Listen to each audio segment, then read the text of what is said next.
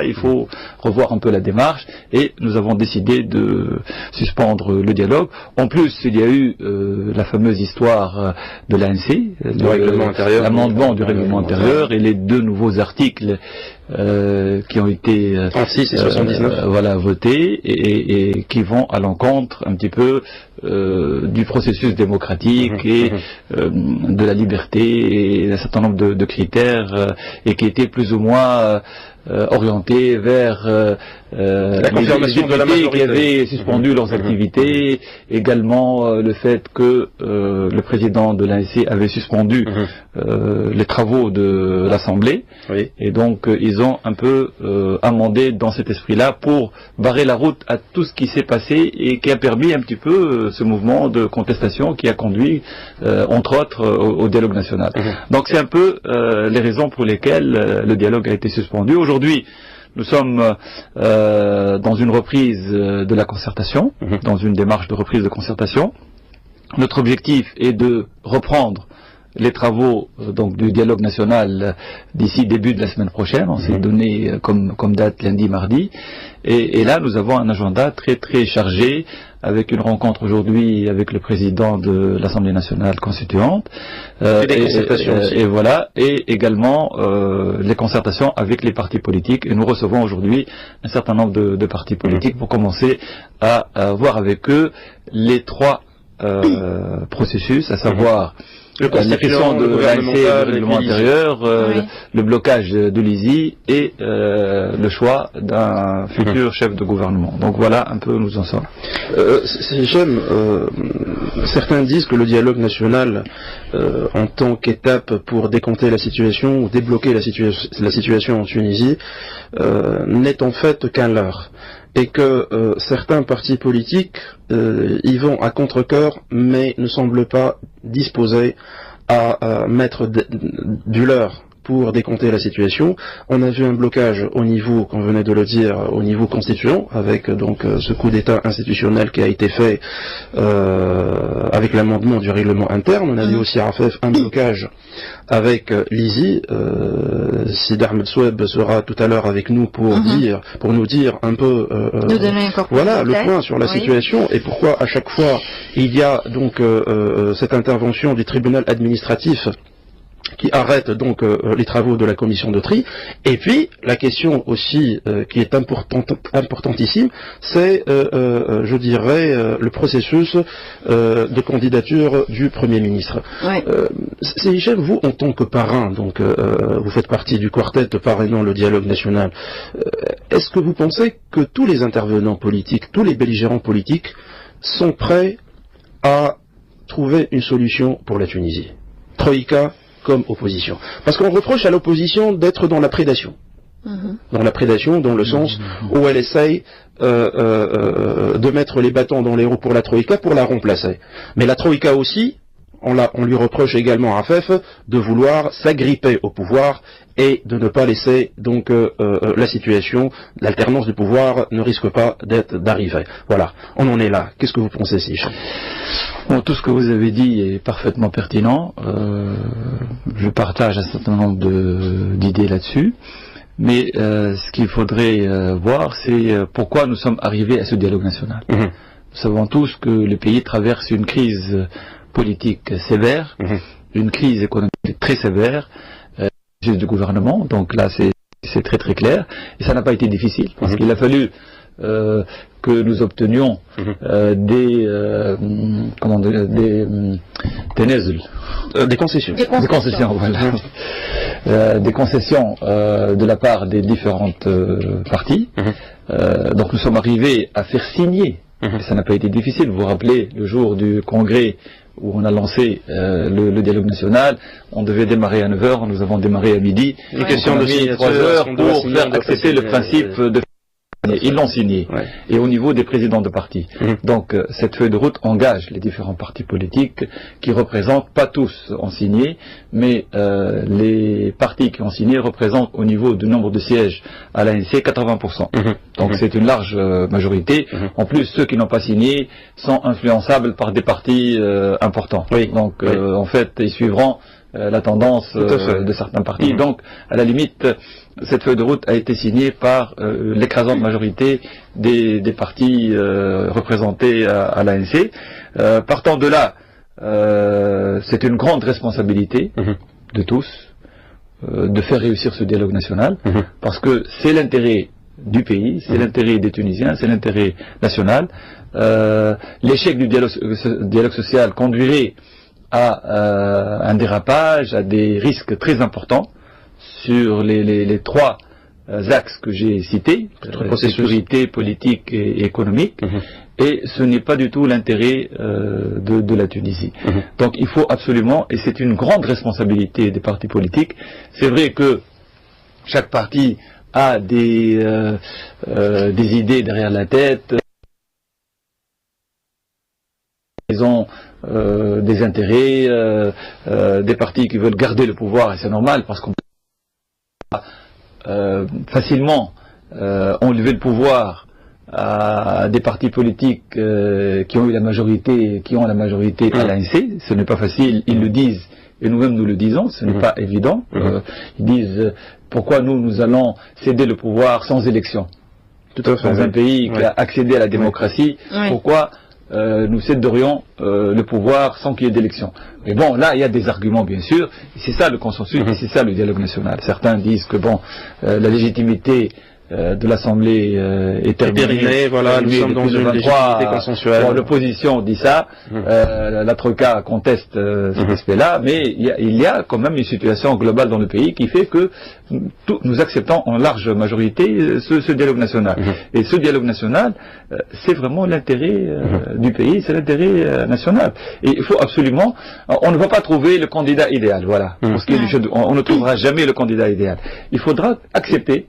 Il faudra qu'il y ait un consensus, et il faudra, et ça je le rajoute par rapport à la feuille de route, il faudrait qu'on définisse les grandes lignes du programme de ce gouvernement. Il faut qu'on soit d'accord, parce qu'en fait, les partis au pouvoir veulent être rassurés sur l'action que mènera le gouvernement. Je ne sais pas, moi, la révision des nominations dans l'administration et au niveau du gouvernorat, ça c'est un point important et qui figure dans la feuille de route. Donc là, il faut que ce soit clairement défini dans le programme du gouvernement. Quelles sont les priorités de ce gouvernement? Quelles sont les réformes à engager? Et il ne faut pas que ce gouvernement s'engage dans des réformes structurelles qui vont engager l'avenir du pays sur les 10 prochaines années. C'est un programme, à mon avis, qui doit se limiter à 9 mois. Donc 3 trimestres, des priorités, un programme de réforme, des axes concrets et un cahier des charges aussi pour la personnalité. Oui. Donc neutralité, expérience, voilà. compétences, capacité physique qui n'a pas été acceptée. Oui. Voilà. Nous avons voulu introduire le critère des capacités physiques, ça n'a pas été accepté. Bon. Être dans l'équipe. Nous pensons que face aux problématiques extrêmement graves et très difficiles à traiter, nous avons besoin d'une personnalité qui ait la capacité de travailler pendant, je dirais pas 15 heures, certains disent 15 heures, mais 8 heures par jour. Bon, à la limite, on ne demande pas à un chef de gouvernement de travailler 18 heures, parce qu'après, il ne sera pas cohérent. Donc, il faut qu'il soit serein et reposé. Donc, une personnalité qui ait de grandes capacités, qui ait de l'expérience, qui ait un sens politique, parce que c'est vrai, on parle, est-ce que c'est une personnalité à caractère économique ou à caractère plutôt politique? Je pense que l'aspect politique est important, parce qu'il faudra aussi mener le pays vers les élections.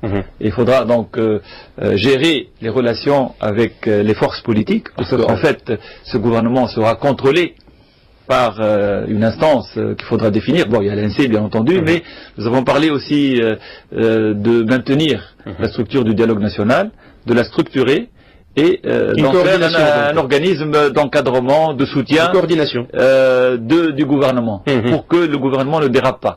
Et là, il y aurait toutes les forces politiques représentées. On a même proposé, certains ont proposé que si Ahmed Mestiri prenne la direction de cette instance. D'accord. C'est comme un directoire. C'est une personnalité politique reconnue, respectée, qui peut aussi jouer ce rôle-là, qui sera un rôle. Ce n'est pas un travail 8 heures par jour ou 10 heures par jour, c'est un travail qui nécessite une grandeur de vue, une expérience, une clairvoyance, et donc c'est une solution possible. Mais Monsieur Loumi, le problème de définir un peu une feuille de route pour le Premier ministre aussi, ne risque-t-il pas également d'enchaîner donc le travail de ce Premier ministre, parce que nous avons déjà le contrôle de l'Assemblée nationale constituante, et on a refusé à l'Assemblée nationale constituante que la démission donc ou le retrait de confiance se fasse aux 2/3. C'est-à-dire que la confiance est votée donc à la majorité absolue, c'est-à-dire 50% plus 1, mais que en fait le retrait de la confiance se fait aux 2/3. C'est-à-dire 2/3 des élus présents, chose qui a été refusée par la Troïka, parce qu'ils se sont dit, bon, même sur le plan juridique, qu'est-ce qu'on appelle le parallélisme des formes, c'est-à-dire on a voté la confiance à 50%, on devrait la retirer avec 50%. Si nous nous acheminons dans cette logique que vous venez donc de décrire, Monsieur Loumi, on risquerait un peu d'enchaîner donc les mains du Premier ministre, surtout que la période qui reste, la période transitoire, on l'a définie entre 7 et 9 mois, et durant laquelle il va y avoir un gouvernement de gestion des affaires courantes. C'est-à-dire on ne va pas entrer dans des considérations structurelles pour structurer par exemple l'économie qui est dans une situation, je dirais, très morose. Nous en parlons tout à l'heure avec M. Loumi à propos de la loi de finances et de l'impact de la loi de finances, une situation, un contexte économique très désavantageux pour les Tunisiens, pour les chefs d'entreprise, comme pour le Tunisien lambda, comme pour le citoyen, le salarié, le contribuable également. La classe moyenne qui est en train d'être grignotée et érodée. Voilà. Donc si j'aime Loumi, si nous procédons ainsi pour dire que le chef du gouvernement, mis à part sa qualité d'être clairvoyant, d'être, je dirais, il met tout le monde à l'unisson par rapport à sa personnalité. Ne trouvez-vous pas que le fait de lui, entre guillemets, dicter ce qu'il va faire pour la gestion courante durant cette fin de transition démocratique risque de le lier et éventuellement donc de mettre, je dirais, l'existence de son gouvernement en péril? Je pense, et je le dis, ce gouvernement ne doit pas s'engager sur des réformes structurelles importantes qui engagent le pays sur les 10 prochaines années. Donc là, effectivement, c'est un gouvernement qui doit traiter les priorités qui seront à fixer, nous les connaissons. Moi, je dirais que la première tâche qu'il aura à assumer, c'est de rétablir la confiance. La confiance des Tunisiens dans la gouvernance du pays, et dans l'avenir du pays, des Tunisiens, tous les Tunisiens, classe politique, chefs d'entreprise, salariés, simples citoyens, etc., mais également nos partenaires étrangers. Tout à fait. Ça c'est très important parce que la Tunisie est un petit pays avec peu de moyens et nous avons besoin du soutien externe, que ce soit donc les bailleurs de fonds, et il y a une perte de confiance, on le voit au niveau de la Banque mondiale, au niveau du FMI, au niveau de la BAD, donc il y a une perte de confiance et sa conséquence est très grave. Sur le bouclage du budget, nous savons qu'il y a un déficit très important, qui sera de l'ordre de 7%, et que nous aurons du mal à boucler. Donc là, rétablir cette confiance-là, donc je disais des bailleurs de fonds, des investisseurs, des clients de la Tunisie pour l'exportation, il y a une certaine perte de confiance dans certains secteurs, secteur textile, composants automobiles. Il y a des entreprises qui réduisent leurs activités, qui déplacent leurs activités dans des pays concurrents tels que l'Europe de l'Est ou des pays ou le Maroc. Donc ça c'est les fournisseurs aussi qui exigent de plus en plus des paiements d'avance. Donc les entreprises aujourd'hui souffrent de problèmes de trésorerie, du fait qu'elles sont sollicitées pour payer d'avance, pour la dégringolade du dinar. Voilà, la valeur du dinar. Donc toute importation conduit à un surcoût en dinars sur le marché, donc un impact négatif sur le consommateur, mais également une augmentation des coûts de l'entreprise. On parle également de la levée des subventions sur l'électricité, sur les hydrocarbures. Il y a des secteurs énergivores qui sont concernés. Nous, à l'UTICA, nous sommes conscients de cette problématique et du fait que c'est vrai. C'est vrai que les subventions et la contribution de la caisse de compensation a été multipliée par 4. Sur 3 ans, donc ça c'est clair et nous sommes conscients, mais nous avons aussi des solutions. Ce n'est pas l'application mécanique comme ça d'une augmentation, parce qu'on parle d'électricité de 70%. Oui. Oui. Et pour le gaz, c'est 160 et quelques pourcents, 168%, quelque chose comme ça. Donc c'est énorme. Donc là, on peut pas, comme ça, rester 3 années à ne rien faire, et tout d'un coup, on va augmenter. Donc là, il faut que ce soit étalé dans le temps, faire des programmes sur 5 ans, faire un programme d'accompagnement, et nous sommes en train de discuter avec le ministère de l'Industrie à ce sujet-là. Il y a des idées, il y a des plans de maîtrise d'énergie, plans de réduction de la consommation d'énergie, mais c'est pas une rationalisation. Oui, mais c'est pas en 1 mois, en 2 mois, en 3 mois, c'est des investissements, mais également les économies ne sont pas de l'ordre de 70%, donc c'est pas de cet ordre-là. Donc il y a une concertation. Je reconnais qu'avec le ministère de l'Industrie, nous avons un réel dialogue, il y a une concertation. Nous avons commencé à traiter le secteur du ciment, le secteur des briqueteries, matériaux de construction de manière plus générale, qui est un secteur énergivore, et nous allons regarder les différentes filières où le coût d'énergie est important, et là on regarde les problématiques, parce que bon, il y a des secteurs où les prix sont administrés, par exemple. Donc là, il faut que quelque part, il y ait une répercussion de la levée de subventions sur les prix de vente. Mais de notre côté, il y a aussi l'impact sur l'inflation. Donc c'est très compliqué, à faire, mais nous, à l'UTICA, nous sommes ouverts, et nous sommes dans une logique de dialogue et de proposition. Mais ce que nous reprochons au gouvernement, c'est qu'il y a souvent de la concertation, mais après, il y a des décisions, et qui, dans beaucoup de cas, ne prennent pas en considération nos recommandations. On a eu l'expérience de la dernière augmentation des coûts d'électricité et d'énergie, où nous avons longuement discuté pendant 4 heures avec le ministre. Il nous a dit, je vous ai écouté. Le lendemain, il a appliqué l'augmentation. Voilà. Bon, donc, c'était inutile de discuter. Donc, on essaie, dans un contexte très difficile, de dialoguer. Hier, par exemple, en catastrophe, on a fait une réunion à 8 heures du matin avec plusieurs ministres pour discuter du code d'investissement qui a été adopté hier. Parce que nous avons dialogué avec le gouvernement, nous avons fait plusieurs propositions sur le projet de code d'investissement. Bon, nous avons dit que ce code devait être plus incitatif et non moins incitatif, qu'il devait être plus compétitif ou compétitif par rapport aux pays concurrents, qu'il devait être plus simple et plus facile de mise en œuvre. Nous avons fait beaucoup de critiques. Et là, on a appris la semaine dernière qu'il allait être proposé pour être adopté mardi dernier. Non, adopté au Conseil des ministres pour être présenté à l'ANC. Donc, en catastrophe, nous avons appelé le gouvernement. Bon, c'est 1 heure avant. Donc, c'est pas tout à fait la meilleure manière de se concerter.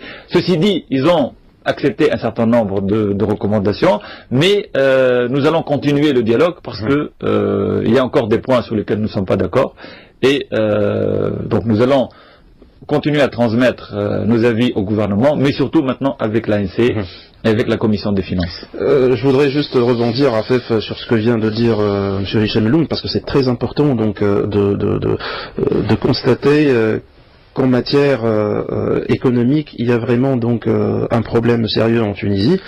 Monsieur Elloum a évoqué le cas du code d'incitation, du projet du code d'incitation aux investissements, dont on consacrera toute l'émission donc pour essayer de le disséquer, d'arrêter les principales dispositions, et qui soulève donc pas mal de critiques et pas mal de remous donc parmi les experts comptables, parmi les juristes, donc parmi ceux qui s'intéressent donc à ce code-là.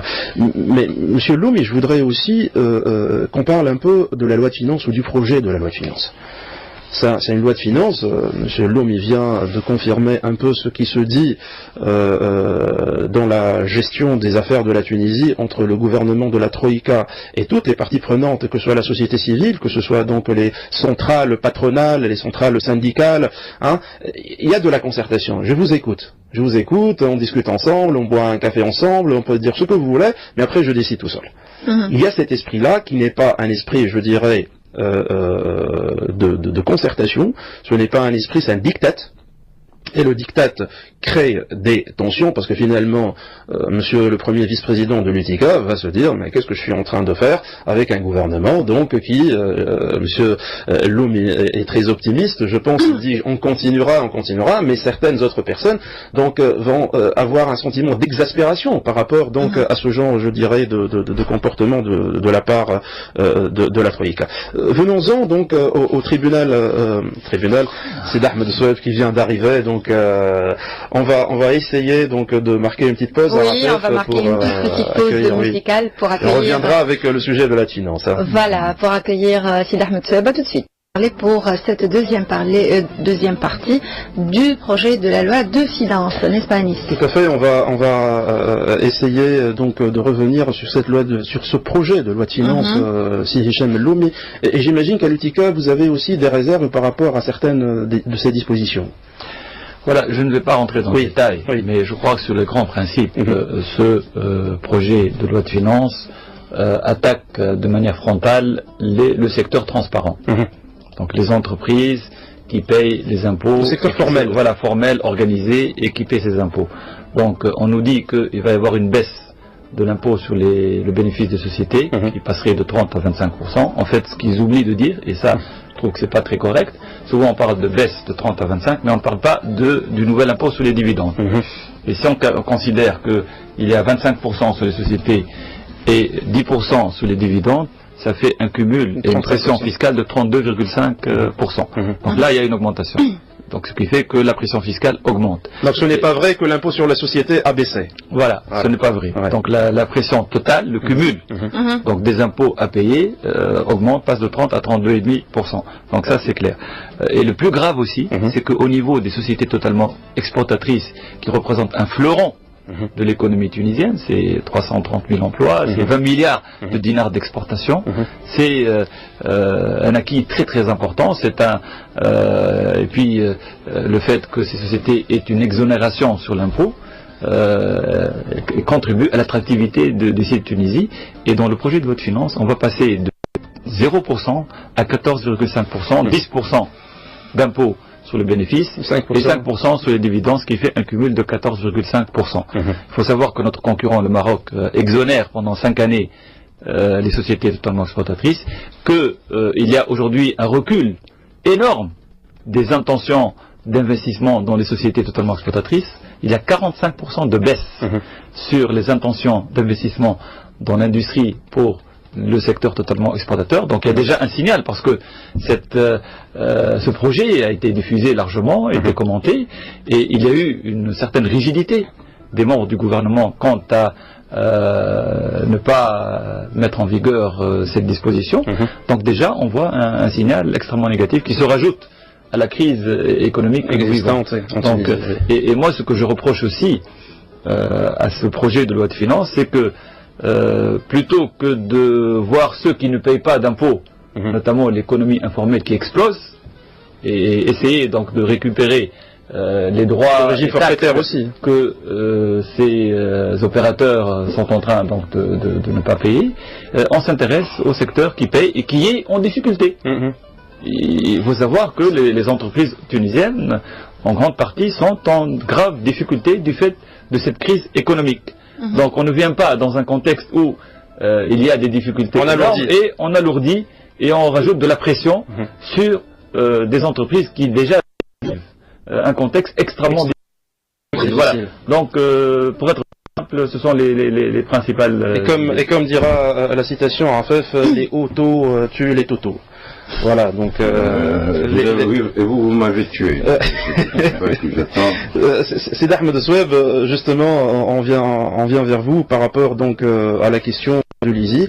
Et pas tout simplement, on soupçonne le tribunal administratif de saboter le dialogue national et la transition démocratique, parce que à chaque fois, vous annulez les décisions donc de la commission de tri, du président de l'Assemblée nationale constituante, qui est aussi le président de la commission de tri. Vous l'avez fait une première fois lors du vote donc des 36 membres de l'ISI.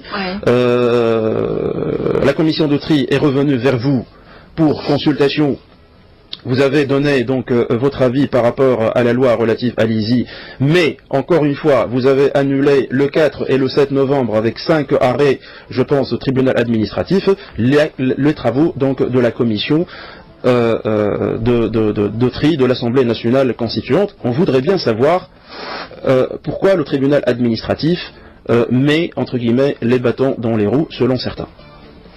Votre père était défenseur, je crois. C'était Vous êtes pire, vous êtes attaquant, vous. Bon, il y a eu plein de...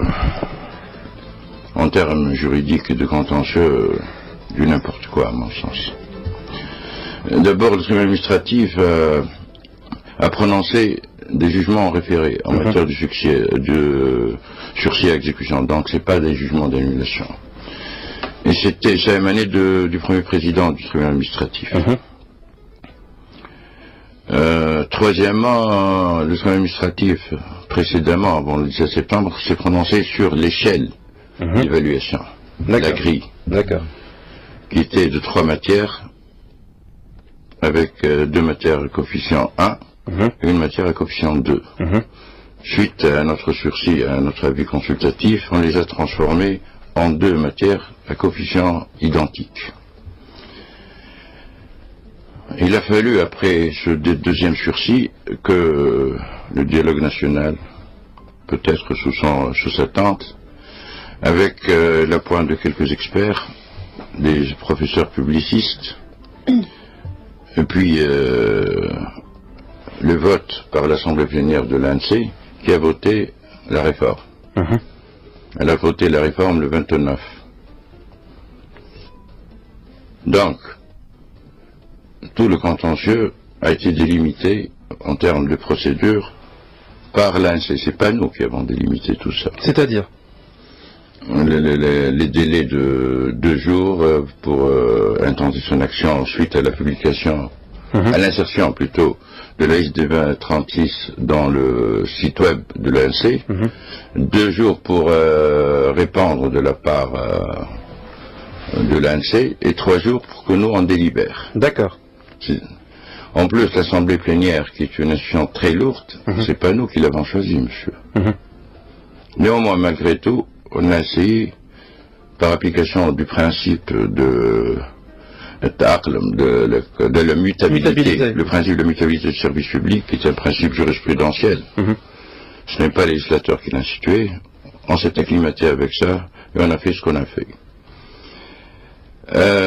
Quant à l'accusation, il y a eu 2 accusations. On a une jurisprudence politisée, et on met les bâtons dans les roues du dialogue national. Commençons par le dernier. On a ralenti le dialogue national.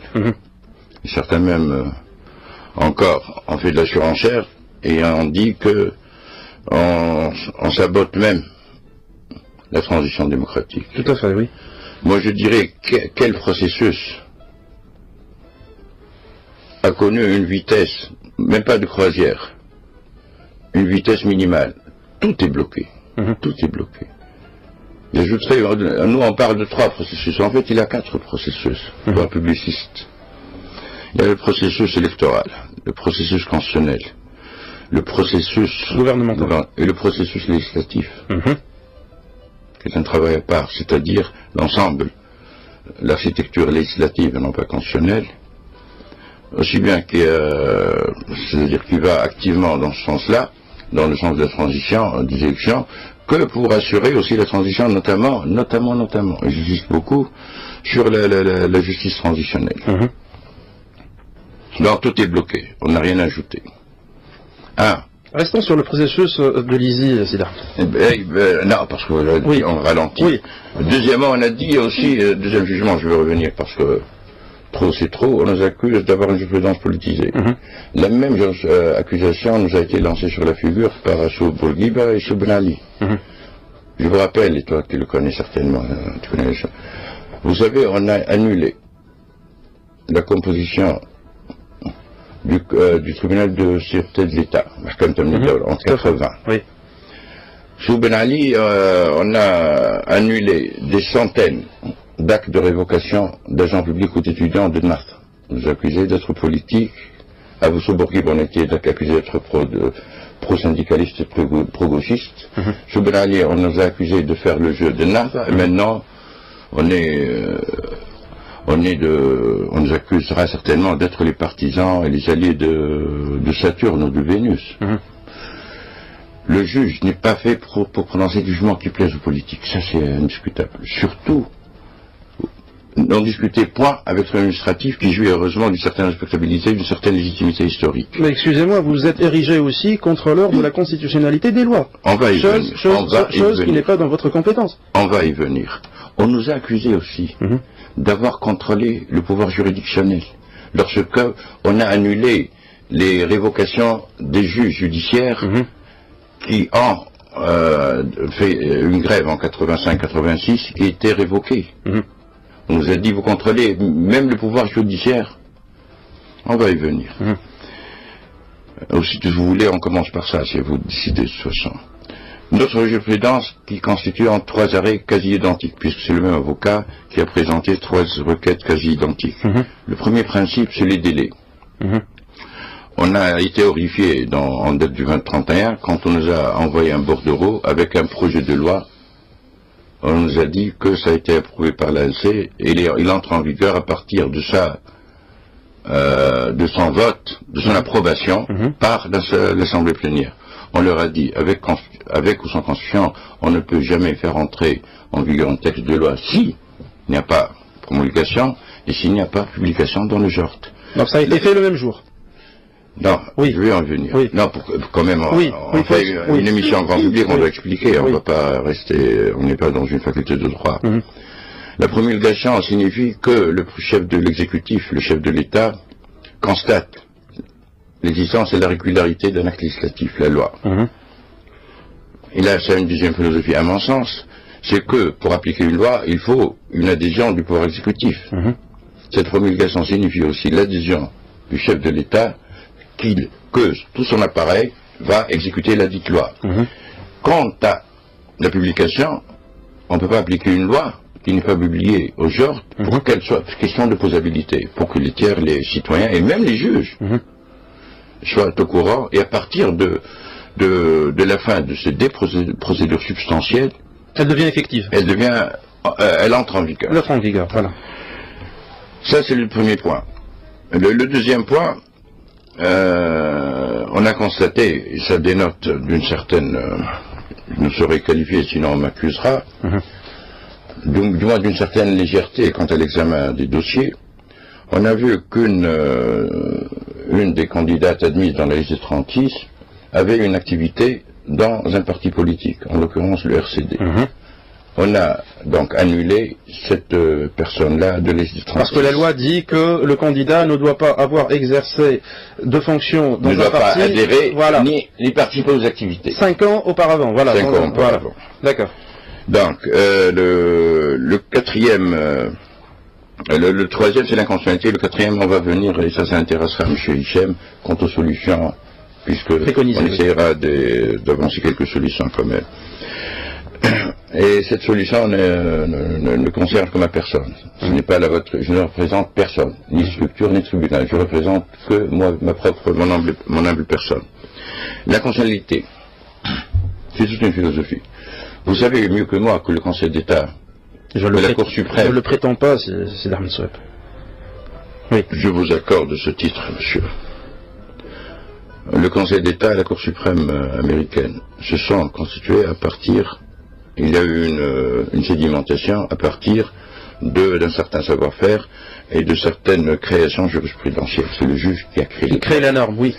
Et en toute modestie, si on compare le juge administratif tunisien par rapport au juge administratif français et surtout aux juges administratifs très puissants égyptiens, on a fait un droit administratif très prétorien, très jurisprudentiel.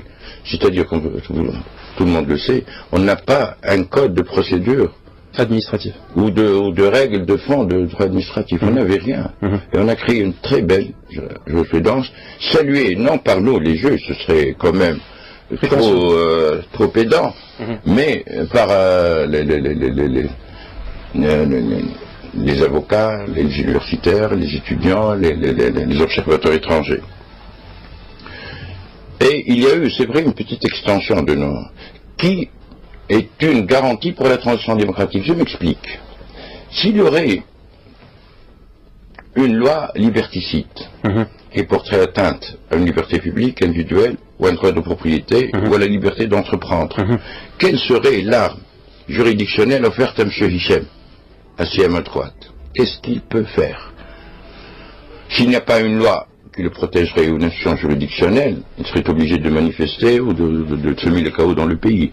Donc, on leur a dit, exceptionnellement, par voie d'exception, jusqu'à l'instauration d'une justice constitutionnelle, on s'arroge provisoirement cette compétence-là, qui a des conditions. On ne va pas prononcer l'annulation, cher ami, de ces lois. D'abord, il faut qu'elles soient évoquées par le justiciable. On va... Juste parce que j'ai envie de discuter de la sortie de crise. Mais attendez, oui. Pour moi, le principe de la constitutionnalité, c'est l'intempérie, c'est la volonté de Dieu, ce n'est pas la mienne, monsieur. Bon, voilà, vous m'avez fait peur. Néanmoins, je vais me rattraper.